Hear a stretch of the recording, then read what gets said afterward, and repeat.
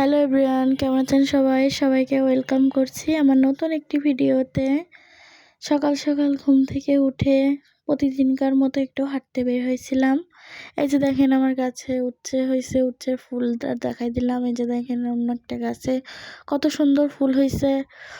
যাই হোক, আজকের দিনটা অনেক মেঘলা ছিল। তারপরে যে দেখেন এখানে আমি কিছু মিষ্টি কুমড়া ভাজি করে নিব। এখানে আমি হলুদ আর মরিচ দিয়ে মিষ্টি কুমড়াটাকে সুন্দরভাবে মাখায় নিছিলাম। মাখিয়ে যে দেখেন আমি ফ্রাই প্যানে ছেড়ে দিলাম।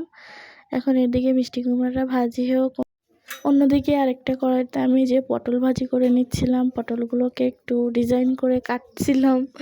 এই যে দেখেন এখানে আমার মিষ্টি কুমড়া ভাজা হচ্ছে, অন্য কড়াইতে পটল ভাজি করতেছি। তারপরে এই যে এখানে আমি পেঁয়াজ ভাজা করে নিচ্ছি, একটু মাছ ভুনা করব।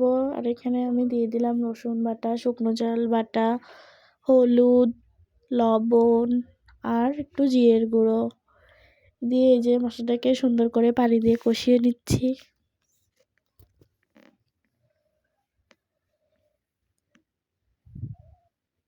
এই যে দেখেন মশলার কালারটা দেখেন। এখন আমি এখানে দিয়ে দিব ধুয়ে রাখা মাছগুলো দিয়ে সুন্দর করে কষায় নিব। এখানে খেয়াল রাখতে হবে মাছগুলো যেন ভেঙে না যায়।